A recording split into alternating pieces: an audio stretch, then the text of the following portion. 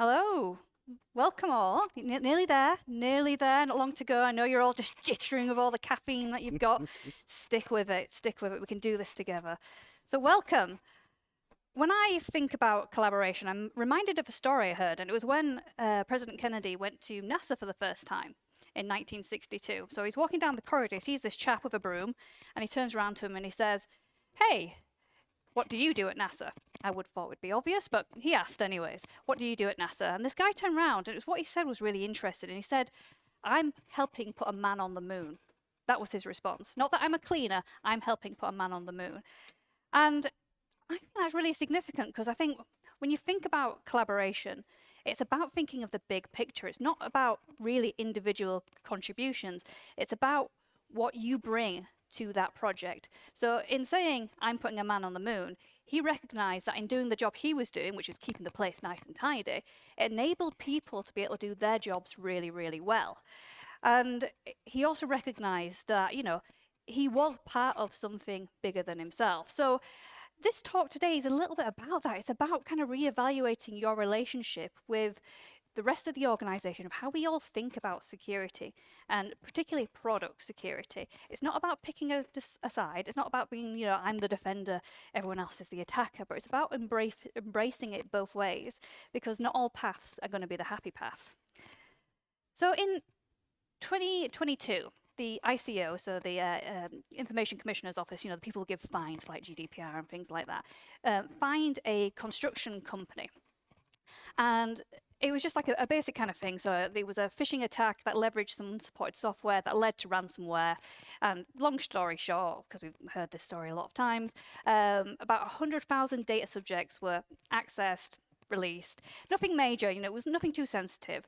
But the ICO fined them, and they fined them £4.4 million. But 1.1 million of that was earmarked and said, this is because, and this particular piece of fine is because you had security policies in place, all written down, lovely documentation, but you didn't do anything with them. They weren't worth the paper they were printed on. They were just paying lip service to security processes and policies. So they fined them for that, saying, hey, we're not going to put up with this. I don't care how much documentation you show me. You've still done wrong because you don't stick to it. You don't do anything with it. And this marks a really important and significant shift in the way security should be done in our organizations. This should make, our CEOs in our organizations really take note that we can't just say, we'll just throw some paperwork at it. We need to prioritize it, and we need to prioritize it soon, because according to statistics, this year, we're going to see cybercrime increase to be worth around 10.5 billion. To put that into perspective, that's more than all the not billion. That's more than all the tech billionaires put together. Do you think poor Bill Gates looks a bit sad there, like he's lost at being a billionaire, like the rest of them are like kind of struggling not to laugh at him? So cybercrime is very lucrative business. I'd like a slice of that. It's not a bad return on investment there. Rather than working very hard, to be part of presidential elections and things like that. So one thing I've noticed though, in just looking around, is we do really well in the cybersecurity industry to be really like, we're going to be one step ahead of the criminals, but we're going to do it with tools. And that's all very well and good. The tools are brilliant, by the way. I'm not bagging on any tools here. Tools are brilliant. But I feel like in our focus to always be like one step ahead of the cyber criminals in terms of tooling, we're missing on the really significant part, which is often the easiest part to leverage, which is the human element. I think it's time to change that. So we're going to be your guides today in all things product and security, putting them together to make product security. But let me introduce my co-speaker, Jeff Watkins. Hello, how are you doing? I'm Jeff Watkins. I'm the CTO for a company called Create Future. We're a 500-person strong tech consultancy. We're headquartered in Edinburgh, Scotland, with offices in Leeds, Manchester, and London. I finished my MSc in cybersecurity in 2023, and then decided to do one in artificial intelligence last year. So a bit of a glutton for punishment. But I've been using some of these product-centric, like threat modeling techniques with some of our big-name clients, and actually they've been really effective. So I'm excited that we get to share them here with you today. And I'm also one half of the Compromising Positions podcast with my host, Leanne. Hey, so when I'm not hosting the podcast with Jeff, and we'll touch upon that later. I head up security operations for a major UK retailer. I also have a little consultancy side where I work as a cyber anthropologist, because that's how I actually got into tech. I started off as a digital anthropologist, and then became a software developer, and then got into cyber security for my sins. I'm also doing an MSc in AI as well. But if you've ever wondered why kind of insecure behaviours proliferate in your organisation, it's probably down to the culture. So that's why I really like combining what we can learn from anthropology to tech in general. As I mentioned, we do have a podcast. We're completely unsponsored, very self-funded. This is costing me an absolute fortune running this thing. But we did win an award recently, in November this year, in the Real Cyber Awards for Podcast of the Year. And I'd like to note that people who are from Norway today, that you are our highest listeners on Spotify. So you might, I'm hoping that you are all these compromising position fans that are on Spotify. So yeah, so we also have stickers as well. Yeah, loads of stickers. And they're really good. They're very nice quality sticker mule. We only the best for you. Yeah, only the best. So do subscribe. The shtick is for this, basically, it's not your typical cybersecurity podcast. So I'm the only cybersecurity person on that podcast. We interview non-cybersecurity people about cybersecurity. So we talk to devs, people in data, CFOs, and we ask them, hey CFO, how can I get budget for my cybersecurity project? So we come at a different angle there. Anyways, that was the aside. As I say, we don't make any money off it, but we just do it for the love. So, as a cybersecurity professional myself, as I said, the tools are brilliant, really good. So, talks earlier today, we've talked a lot about SAST and DAST and things like that. The tools are great, but they'll only get you so far. And if we really want a truly layered approach to security, and you do, then we're going to have to think a little bit more holistically. And I think it all starts with changing perception. Because the perception is that security is a burden that we in the security team must bear, and to developers see it as security's problem. Now, I think whenever you label anything as a problem, you kind of automatically think, I don't want to touch a problem. Problems are awful. It's a burden. Problems are unwelcome.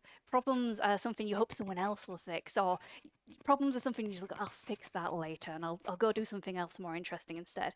But that's kind of what the cyber criminals are counting on. They're counting on our apathy when it comes to cybersecurity. But it's time to shift that mindset.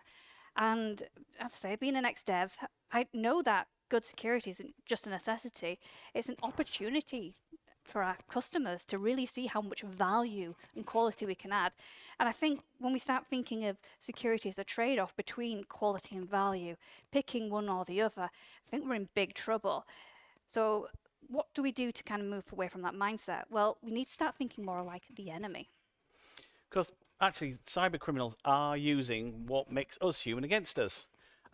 So cybercrime went up by about 125% in 2022, but phishing attacks rose by over 220%. And of course, I'm sure some of you noticed that things like large language models happened at the very end of there. And that figure's gotten worse still, with some people quoting like up to 800+% growth in phishing attacks. So attackers are becoming ever more sophisticated, more nuanced, and really when it comes to targeting us, and they understand the culture and the constraints in which we work. And they leverage this knowledge. They know we love shortcuts and workarounds. We just want to get our job done. And of course, I'm sure all of us have at some point taken a shortcut or workaround that's gone around security controls. They also play upon the fact that we don't collaborate very well, and that really prevents us from doing security very holistically. With that in mind, as Leanne mentioned, security tooling will only get so far. Technology can't solve everything. Despite being a CTO, I don't like saying that, but you can't solve everything. So we're going to show you how to use your strongest defenses in your organization, and that is your people. Because cyber criminals don't think like we do. They have a different set of objectives to us, obviously. So in order to thwart their attacks, we need to kind of emulate what they're doing and really understand what makes them so successful at what they do. And we're calling it the fool around and find out mentality. We were going to call it something else, but this is a family-friendly event, so feel free to substitute with any other F word you care to use. And of course, so cyber criminals quite often succeed in what they're doing by flipping the happy path to the unhappy path, which allows them to take down even the most well-resourced organizations. So we'll show you today a little bit about how to fool around and find out, how to think like a hacker, how to make sense of what you're building, and how to bring everybody into the conversation, not just security, not just engineers, not just techies, but the whole business. And the best part is most of you already know how to do this if your organization even flirts with the idea of agile, because a lot of it, the strategies and methodologies that we're going to talk today, you will be familiar with, but we just take a little bit of a different spin on it to make it just a bit more palatable for us as well, us working in security, but also for obviously the engineering design team. So yeah, welcome to our talk, Abuser Experience. So Jeff, what's next? Well, I think the first part of it, of the abuser experience, is actually shifting left. I'm sure we've all heard about this, but we all do benefit from it. It's far easier and faster to design security in at the beginning rather than testing and fixing it in later, right? In fact, shifting left has been deemed so important that the OWASP actually put that in 2021 in the top 10, the new category in secure design. Basically, say it focuses on the need for greater design and architectural efforts, because things like threat modeling and security architecture are often left till the last minute, and thus you end up with insecure design. So shifting left has several benefits. I mean, faster overall delivery, not due to not failing security gates. Reduced costs to rework, earlier is better. Improved integration with security tooling. And of course, improved security posture. And of course, hopefully, the end result is you get greater trust in your end product. Hopefully all that's fairly obvious. For you in the room today, well, why do we really care about this? And I think really it's just going to make all of our lives easier in the dev teams and the security teams, because we won't spend our weekends fixing the security design flaws that are fundamental. We won't have to spend time trashing our beautifully designed UIs with ugly bolt-on security tech. And what will happen is you'll have pride in a well-trusted, well-reviewed, well-used piece of software that hopefully releases on time and on budget. And don't laugh, that bit. I'm sure we've all released on time and on budget at some point. So we established that shifting left are good, but how far left can we go? And I think, how about all the way to the product and design elements? And this is where it's slightly different. I'm sure you've heard of shift left before. The product and design elements of the project, long before any coding or architecture or anything happens, the product, because for a lot of us, not for everything, but a lot of us, is in the modern software delivery context, is the kind of unit of business value. It's the top level concept, it's what we deliver to our clients. So, and we'd argue, why not start thinking about security at that level? And product security is becoming its own thing, and it's not going to be a single framework or tool, it is an approach. And actually, we were discussing this last night, and one of the other people who's doing a talk right now is about to publish a book, I think, on product security. So we've missed our boat on actually writing this down and making it into a book for O'Reilly. There is and will be an approach to structuring a security program around the threat modeling of an entire scope of a product, not just the technical elements. So, as Jeff said, luckily, there's a book coming out very soon, one of the speakers here. But when we were writing this talk, we were searching online and we were going through all our tech books that we've got together. And we couldn't find a single thing. We couldn't find it in any security books, and we couldn't find it in any product books. And it was usually like a sentence or a line. It was nothing.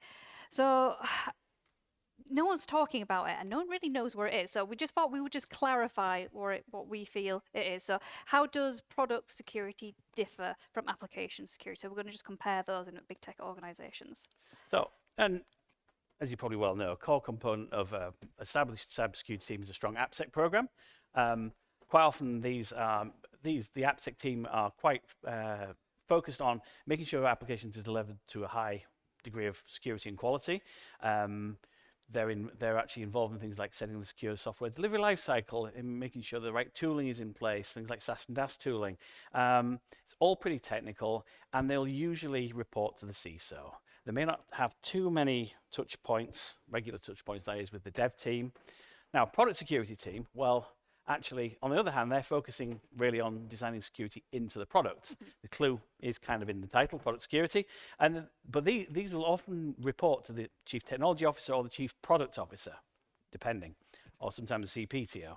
The security experts within the product team will be engaged at every stage of the product process. And they're not concerned with things like network configuration, firewall rules, rolling out policies and things like that. They're more concerned with how security is designed into the product fundamentally, thinking from the user security, data privacy, and usability in mind. So we've briefly touched upon product security. There is also this little thing called agile security, and it's kind of it's an offshoot really, because you can deliver a product approach without being agile, though I recommend you wouldn't, because that would be a bit of a nightmare. But on the flip side, you can deliver an agile project without taking on a product approach. But I would argue that a more better way is to actually just go straight for product delivery approach.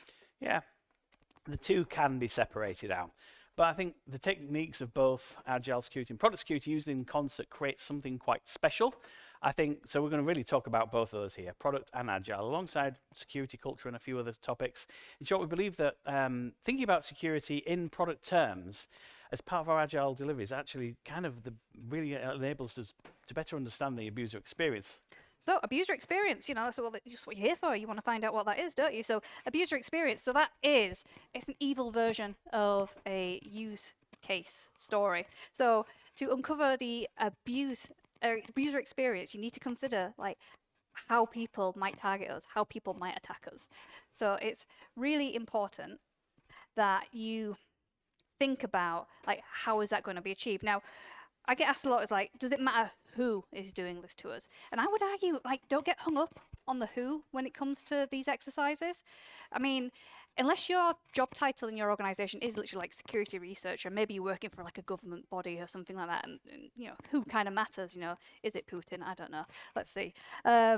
I think just in your bog standard organization, who doesn't really matter, because it's not really going to help you solve any of those kind of questions about, why is that login page insecure and things like that. And I think when we as a profession go into the business and we start talking about who too much, people just kind of get a bit so what if? It's a nice storyline, but it's not really, useful for the kind of things we want to do. So instead, the design thinking process, you need to start thinking about the mindset of the enemy. So start thinking in an adversarial way, because attackers are motivated. They don't have rules to follow, they don't have processes to govern, they leverage misuses that we probably won't even think of, because, we're always thinking happy path, happy path, happy path, they're not. So they look at things in a different way, they exploit the obvious, that, can't see the woods for the trees, they imagine the worst, they've got a very explorer mindset. It sounds like a really good job, really. I just wish they had better benefits, that's all.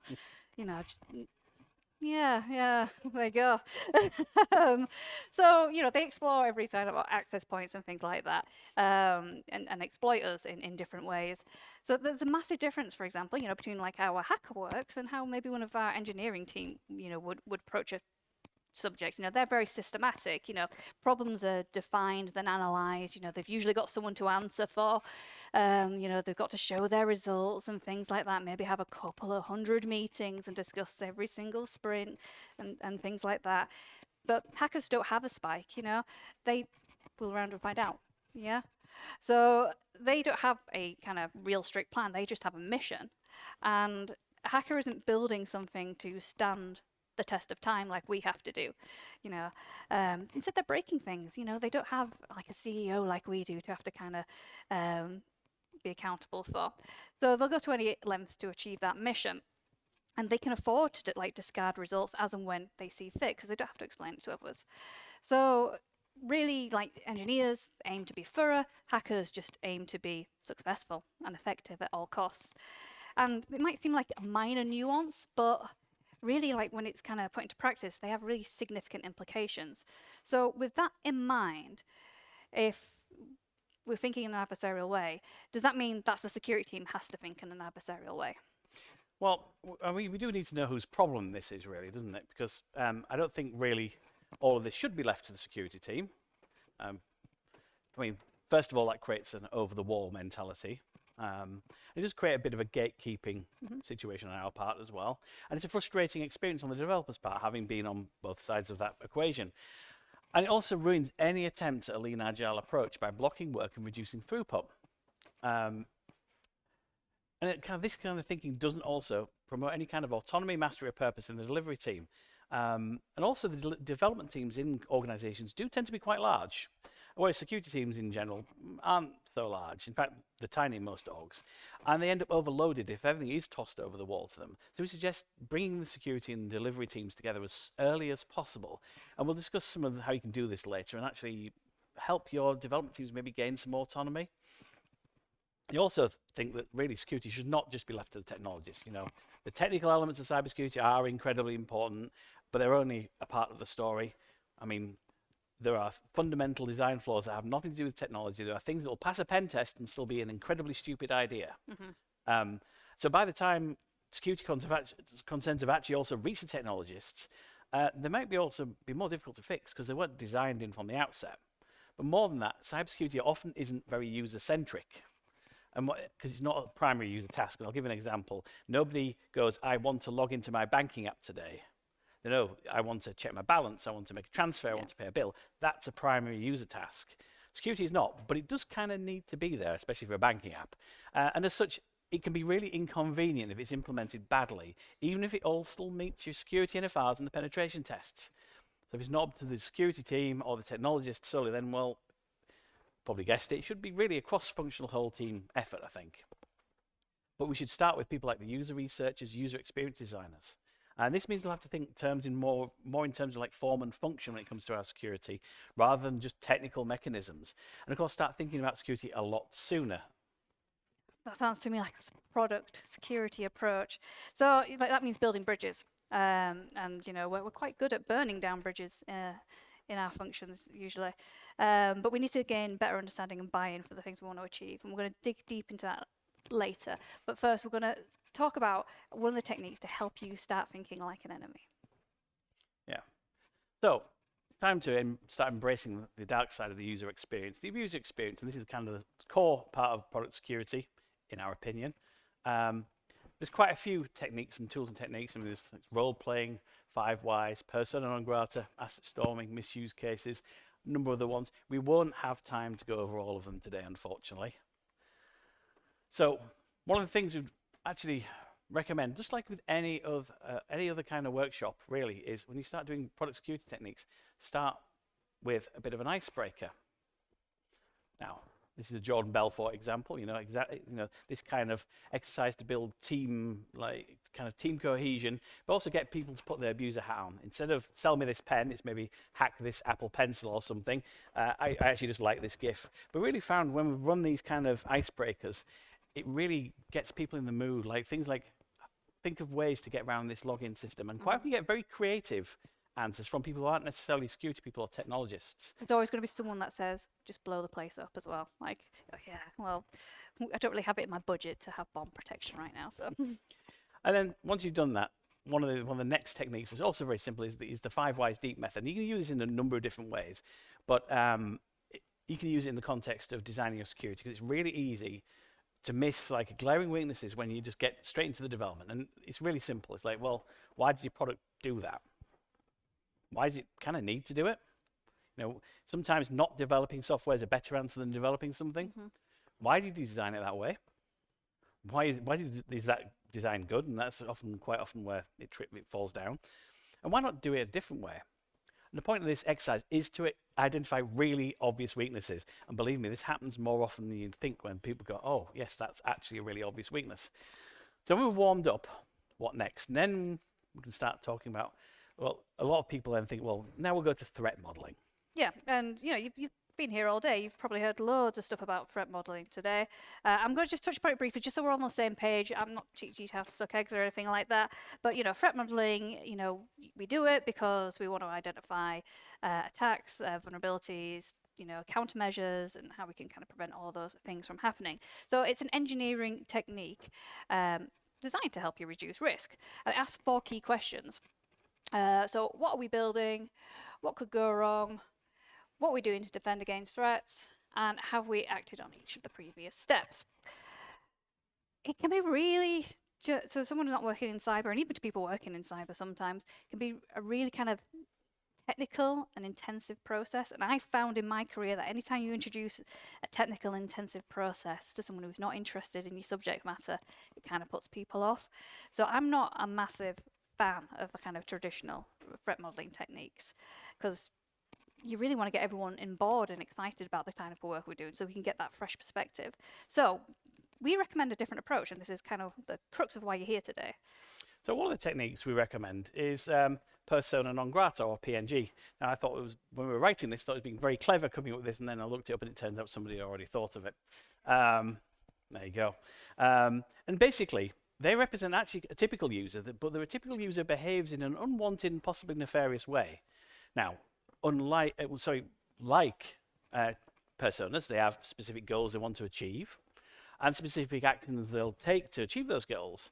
And then, so therefore, like modeling persona non grata can really help us think about ways in which a system might be vulnerable to abuse with a person's hat on, and use information to specify like the appropriate mitigating requirements. Now, typically you'll develop some kind of personas for your legitimate users of your product. You know, you should do user interviews, do some audience segmentation, whatever it is product people do. Now, obviously, I don't think your hackers are going to make themselves available for user interviews and stuff like that. It's probably not going to give you the answers you want. But so with a little bit of role playing and doing these kind of cards, these kind of abuser persona non grata cards, they make security more tractable by asking you to focus on the attackers, their motivations and their abilities as well. I think it's really important that we all recognise that Marvin is a real wrong un. Bad dude, Marvin. Got a nice beard though. So, you probably think to yourself, like, isn't this redundant? I'm doing things like Stride, for example. But Carnegie Mellon did a study on Stride recently, and they actually found that was when we figured out that we didn't make this up, which was really gutting. But they did a study, and they said that PNG is actually better use than Stride because people from other teams really perform well with this activity, well over Stride. So this is, if you're doing product security, this is what you should be going for. And then the next technique is misuse cases. Now, I'm sure many of you've used a good old-fashioned use case, probably in the form of a UML diagram. We've made it look a bit fancier there because my attempt at it was just a load of stick figures on a white background. It wasn't very presenter-friendly. These are the expected good use cases. But based on what we've done so far, we can map our persona. So these are our persona. And then we can look at our persona non grata and map them onto the parts of the product and see how they'll attack it. So we do this with misuse cases, which are the inverse of a use case. So they describe the process of doing a malicious act to the system. Typically, you put them on the same diagram as your use cases. So like animation. Yeah. So why are these a good thing? Well, first of all, you can create and visualize them without going straight to the abstract world of things like security NFRs. They emphasize security from the beginning of the design process and help you stop making really hasty design decisions.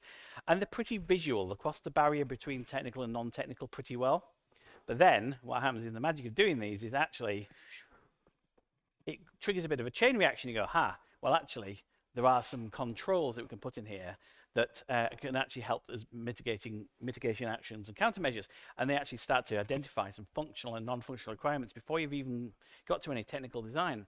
And even if you're not into UML, and I know a lot of people aren't into UML, you have to be a special type of engineer to be really interested in UML. These are probably the easiest diagram to understand. And you could put this in front of most people as well, like in the business, and they'll kind of get it. You know, everyone knows a good hero and villain story. So this really does emphasize this. Yeah, I mean, they're not brilliant as a sole modeling tool, though. They're a bit too simple, they're quite high level, and they don't really have a proper structured semantic. But they're an excellent place to start actually modeling your real threats. After that, you can take some of your misuse cases and turn them into attack trees, which may drive out further details for the next step. So an attack tree is basically, we're going to show you an example of one in a second, but it's like a tree structure. So the goal is the root node, and then you've got loads of leaves coming out, and that's the different ways of achieving that. So for the purpose of today's presentation, our goal today is to get money from the casino, and we created an attack tree for that. Didn't expect this screen to be so high. I was going to point to bits, but I can't point at stuff from there. I've got a laser pointer, but probably not good enough. Anyway, so as you can see at the very top, you've got what you want to achieve, and the green things at the bottom are very terminal things like what are the basics you need to do there. Now, these can be represented graphically like I've done here. Some people use them as XML outlines, but I prefer them as a diagram. They're better for other users. You can also add in other details, things like the cost of attack, the potential reward, the likelihood of the attack succeeding. In fact, also Microsoft uses a similar diagram called threat trees that also add like things like the mitigated threats on there. So we can't go into like a lot of detail on how to build tech trees today. But as you can see, they don't need to be technical, and they can be done by the whole team. And they're a pretty logical way of like taking the next step and extending your misuse cases. Also indicates that we watch quite a lot of heist movies as well. So how do you take everything we've discussed so far, those previous exercises, and turn it into something useful from a security perspective? So we've talked about security NFRs, or their full title, non-functional requirements. They're usually found on a SharePoint somewhere, in an Excel document, loads of them, usually say something like this, really kind of vague. All payments must be encrypted, no payment details must be stored as per PCI DSS, blah, blah, blah, blah, blah. Very abstract, particularly for non-technologists, so your BAs hate these, they really hate these. And they're really challenging to deliver in a 2-week sprint. If you ever tried to deliver a security NFR in a 2-week sprint, very, very difficult. So it gets lost, these NFRs, they get lost on the backlog, they become really dusty, nobody wants to touch them. So we suggest another way. Something a bit more human and a bit more familiar. Now, you might have seen these before. So these are user stories. So, you've seen the user research teams, so they have them. And, it's that as a X, and I want, so that, right? So what we can do is we can change this familiar user story into something very different. Flip it to the dark side. This is the abuser story. So this describes an interaction, like, from the side of a malicious user posing a threat. So it has all the potential risks in there, like your security NFR does. We want, the logins to be safe and things like that. But it's done in a way that's so much more approachable. It's also done in a way that, we're not specifying really what needs to be done. We're not specifying, PCI DSS, because that'll just happen anyways, because, there's other security quality gates that will enable that to happen. But what this will enable, it'll enable your engineers to go, actually, that's something I can put on the backlog. It's actually something I want to pick up. It's not going to just be a bug fix or anything like that. It's something I actually want to do, because it's got proper acceptance criteria, just like a regular user story. So I've done this activity so many times in loads of different organizations now. So usually when I join an organization, like, this is where the security NFRs live. And I was like, do people look at them? No. And so I say, okay, let's hold a workshop with the engineering team. So we get all those security NFRs. Biggest one I've come across had 500 lines, every project, 500 lines of security NFRs that they had to adhere to. Did they adhere to them? No. No, of course not. So we go through them line by line, and and you can actually group them as well, because there's a lot of repetition in a 500-line document. Group them together, and you make, abuser stories for these. And they're much likely to be more digestible when they're framed this way. And as I say, my big thing is that they give the developers autonomy to fix this. They're not waiting for you to come along and, bash them with a stick saying, fix it. They actually want to pick these tickets up, which is great. Well, hopefully we've convinced you that thinking like the bad guys can be a fun way to problem solve. It's also pretty productive. I'm sure many of us kind of join the industry to solve problems. And using these techniques starts to make a map of your view of your products from the dark side. Which brings us back to threat modeling, which is one of the most important aspects of cybersecurity. However, we do feel, as we mentioned, we often feel it's kind of overcomplicated. The methods can be time-consuming, require a lot of expertise, and it really distracts us from what we really want to achieve sometimes. And threat modeling is just the process of asking a few questions about any system we're trying to build or extend. Like, well, what is the system, and really, who cares about this system? Yeah? What does it need to do? What bad things can happen to it through either accidents or attacks?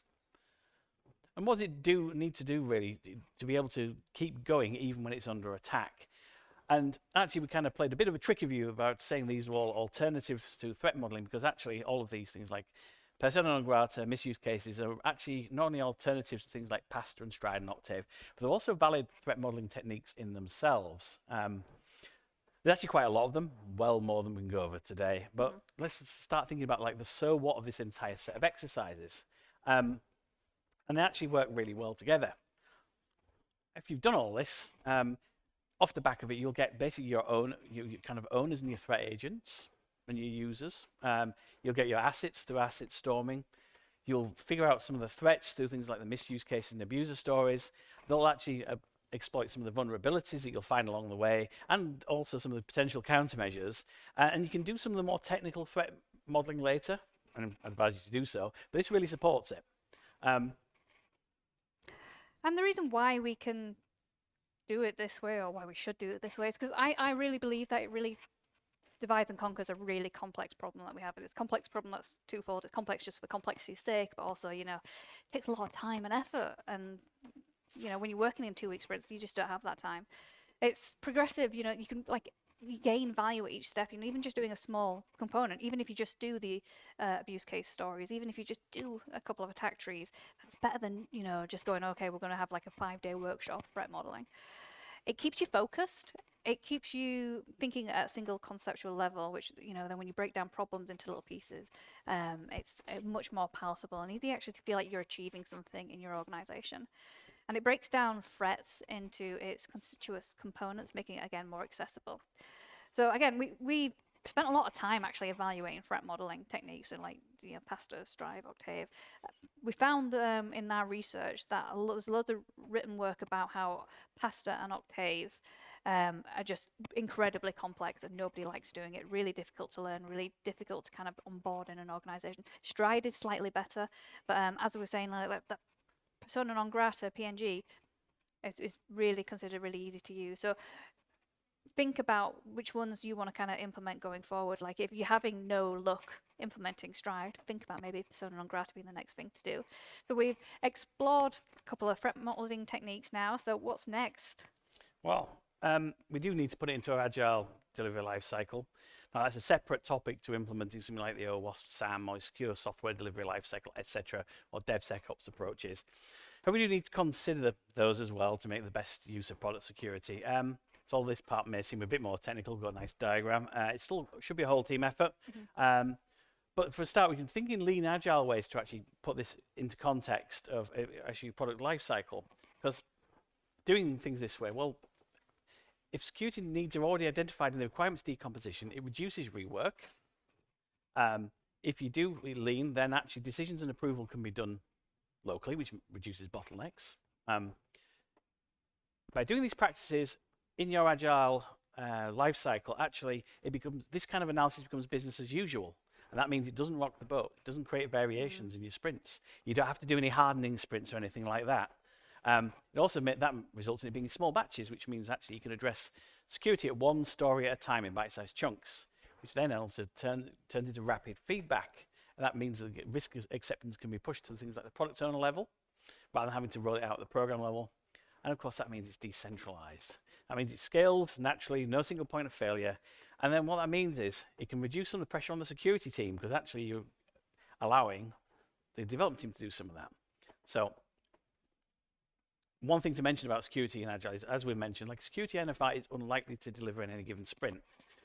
They're pretty abstract, pretty difficult to prove. Now, if you've actually linked your abuser stories to both your user stories and your security NFRs, you can have a testable and documented proof that you've actually made some progress in a sprint, which is like really important for things like your velocity. And then you can link all of that back to things like your persona non grata and your actual persona. So what that does then is at that point, you've got a steel thread by going through both sides, through both the persona and the anti-persona. You've created a steel thread through the entire application. Now, as user stories are selected for a sprint, after you've put in your abuser stories, then your team can move on to design if you see if there's any like significant changes are required.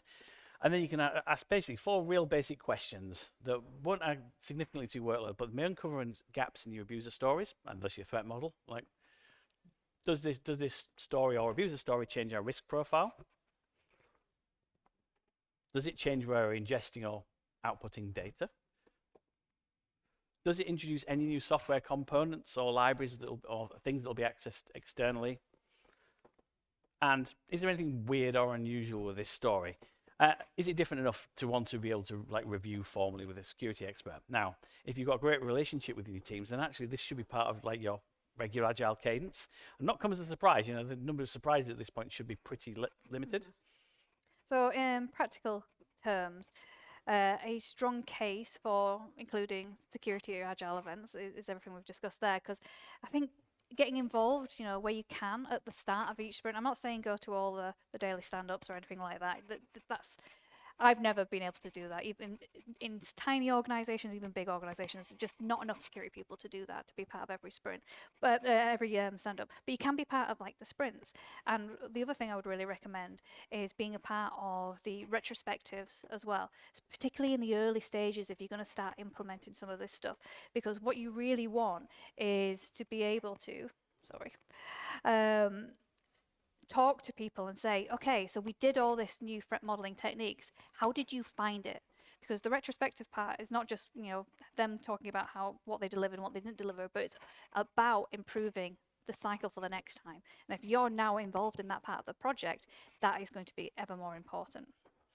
So, well, I mean, the umbrella above all of this really should be like your actual program risk register. I'm not going to go on about this for too long.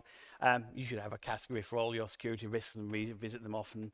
Obviously, for high probability and impact risks, you'll want to avoid, mitigate, or transfer them as soon as possible. But setting your appetite before you commence your delivery is a really good way of actually sort of setting the bar on your project. And by engaging agile product security, your risk load shouldn't ever wildly swing or surprise you. Doing it little and often keeps you lean and also keeps you delivering at a good pace without any surprises risk-wise. So, yep, I think it really needs to be embedded in if you have one, a DevSecOps lifecycle. As I said, there's been lots of great talks today. There was one on OWASP-SAMM earlier today. So getting that part of it really involved really is going to sort of set the tone for the organization. And I think this makes really nice bedfellows, everything we've discussed in this talk so far. The mantra is, start as soon as you possibly can, but don't let that put you off. Don't think, we've got a whole new product that we're developing. We want to go product security, but it's already a month down the line now. I've missed that opportunity. You haven't. It's better if you start at the beginning, but never let that stand in the way. Sooner is better than never. So don't let that put you off. Do just pick up the reins and start going for it. So another kind of key component I would say is just keep an eye on your kind of tooling as well. And again, great talks today talking about all different kinds of tooling. I've had just as much success using paid for tools as well as free tools, so like OWASP, Zap and things like that. So I've used OWASP, Zap in the past, SonarQube and Sneak, and you do get little bits of benefits from the paid model and stuff like that, but depending on your organization, the free one's also just fine as well. So keeping that iterative security approach is really important. So I talked about representation, and I said, you don't have to be there for every stand-up, but I do feel like you start getting involved as an ally sooner rather than later, then you're going to be able to address these challenges, particularly when you're introducing new stuff here now. Like you're coming in, you're telling people that, we're doing away with security NFRs, we're going to do abuse cases and things like that.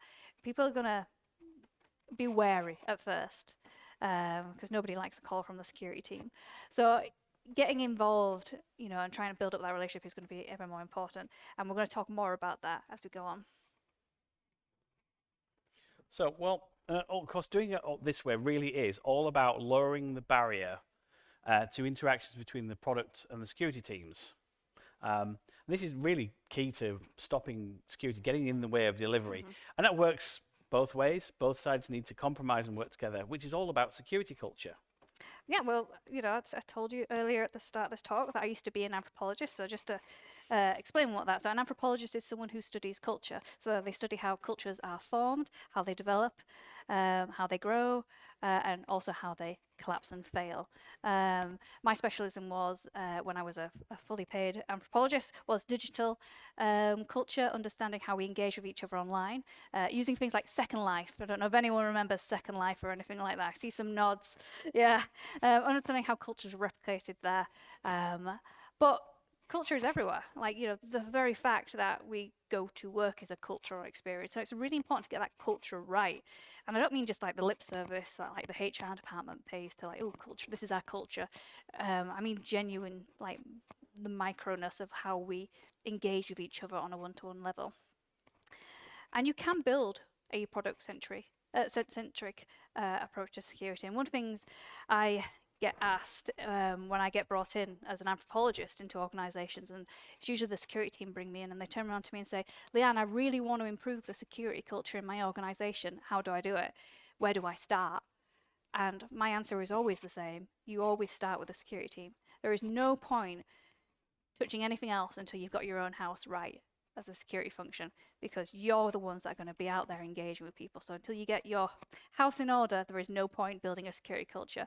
So think about your own practices, what your own biases when it comes to thinking about the engineering team, the design team, an architecture team, the sales team, for example, anything like that. What are your own biases? Can you start working on them? Where do you feel like their pain points are? What kind of support would you like and need? Then you can start thinking about how do you spread that security message. So poor security culture is usually down a lot, I think. It's a kind of a historical hangover. And it stems from the fact, and a lot of security teams have fallen victim for this, because we are the most underloved, under-resourced, underfunded, maybe under-respected part of an organization usually. It's like not uncommon for, one security person for every 100 developers, for example, in like really large organizations. So as a function, historically, we've had to say no a lot. And it's not because we want to at all, but we've had to be self-preservationists, haven't we? We can't oversee everything there is to oversee in security because, one, we don't get told about but we just don't have the time or the funds. We can't see everything. So the easy answer for a long time was just to say no, rather than thinking about how do we work together with people. Now, the tools are getting better, so that's helping a lot. But there is still that mentality, like it's just easier to say no sometimes in security. But we can, be better allies. And we're now going to go into the last section of the talk where we're going to talk about, we talked about implementing threat modeling techniques in a different way, but the culture part, it's not going to work unless you get the culture right. So let's talk about how we're going to do this, and how you're going to love doing this as well. So I'm sure people have read Daniel Pink's Drive. It talks about motivation, for those who haven't read it, being really seeks to the high performance and satisfaction personally and professionally. And the notion that the traditional carrot and stick kind of method of motivation really doesn't work and actually causes more harm and hinders performance than it does do anything else. So he came up with something he called Motivation 3.0, which has 3 essential elements. So the first essential element is autonomy. So that's the desire to be self-directed in what we do. We're all autonomous beings. Nobody likes being told what to do.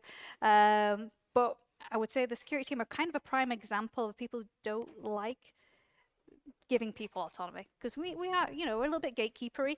We're a little bit bottlenecky. We are the ones that you have to go through us before we can approve those controls. So we're a bit of a control freak is basically what I'm saying. So that does kind of go against enabling people to do what they want to do. And as soon as you take away someone's autonomy, that respect level drops. So it's really important to build autonomy within your development teams, because it improves job satisfaction. And the other kind of bonus to that is actually people develop a sense of ownership when they've got more autonomy over their stuff. You want people to care about security. You want people to sense of ownership about security. The next one's mastery, and that's the urge to get better and better at something that matters. And mastery starts with what Pink calls flow, which is referencing Mihai Csikszentmihalyi's book of the same name, Flow. And I'm glad I didn't have a beer before attempting to pronounce that. That flow is optimal when our challenges are matched to our abilities. In the context of this talk, then that means that actually you need development teams that actually have the ability to meet the challenge when it comes to security things. So actually encourage them to get on that mastery journey when it comes to thinking about security more productively and strategically, and keep honing our collective skills. And of course, and final one is purpose. That yearning to do what we do in service of something bigger than ourselves. You might be thinking, like, when I go to work, I don't feel like I've got much purpose. We're just building X, Y, and Z. But we are doing stuff, and I think the more we see tasks get automated as our organizations go on, the more we're going to actually see people really want more purpose-led organizations. Yes, what they might be building might not be the most exciting thing in the world, but they want to feel like they had a really strong part of it. And that's going to be really, really important. So how can understanding autonomy, mastery, and purpose really help build the security culture in your organization? Well, I think one way to kind of think about it is in security, we think a lot about risks. Like that's our bread and butter. That's our day job. We think about it all the time. And I think actually that makes us kind of overly suspicious. It's a good character trait to have. I would say like it's, when I'm hiring people, having a little bit of paranoia is probably a good character trait for a cybersecurity person. But it can hinder us as well. And barring a few edge cases, I'm constantly having to remind people that a lot of people come to work to do a good job, and not everyone is coming into work to bring down the company with a cybersecurity incident. I've had some conversations with security teams, and they go, "Oh, the engineers, they do it on purpose. I'm sure they do it on purpose." I'm like, "I am sure they do. The day that their code brings down and costs the company 5 million is the worst day of their lives." CrowdStrike. CrowdStrike. So we need autonomous allies to really help this mission, because we can't, as I say, we cannot do all this all ourselves. But I would suggest that now's the time, because the need's never been greater, but it's never been easier to do this stuff. But we need to loosen the reins a bit. So in order really for development teams to have actual autonomy in their roles, which also means they're able to do their jobs faster with less impediments, we just need to start by sparking that kind of desire to learn about cybersecurity within the development teams with the promise of more autonomy.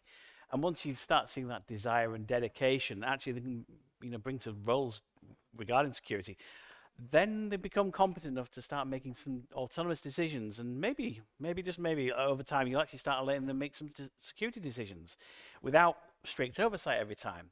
And once the development teams have evidenced this enough times, small decisions lead to bigger ones, and this is where the mastery comes in, which, if you remember, is when the challenges are met with expertise. Stands to reason then, the more you encourage everybody to master security techniques, the more interesting challenges they'll come across, and means everybody's jobs will be more interesting.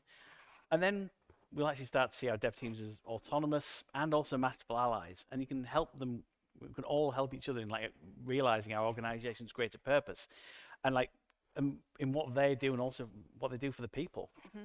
And you can drive that and have a culture in how have a stake in how that culture is formed, creating not only good practices but also better working environments. And you can do this really selfishly, because actually, if we think in this way, I think it'll help give our jobs meaning.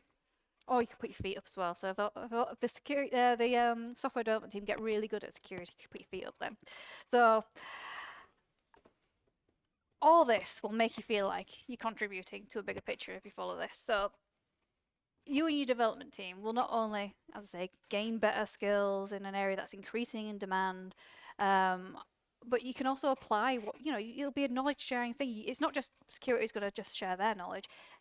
The engineering team are going to share their knowledge back as well, and you're going to develop skills in that, and you'll be able to apply that into different areas of your job and maybe your next job, making more hireable. And then because you've got more autonomy and because you're more self-directed, you're enabling people to work on their terms, and that increases job satisfaction, and we can all do with a little bit more job satisfaction. So with all these things in mind, we're wrapping up the talk now. There's some key takeaways we'd like to explain. So, we'll hope you'll take away at least a few ideas from product security from today. But I think the three most important concepts are: not all about the technology. Shift left into product security. Earlier is cheaper. The outcomes tend to be better. Designing security things from the outset. And obviously, get everybody thinking like the abusers as early as possible.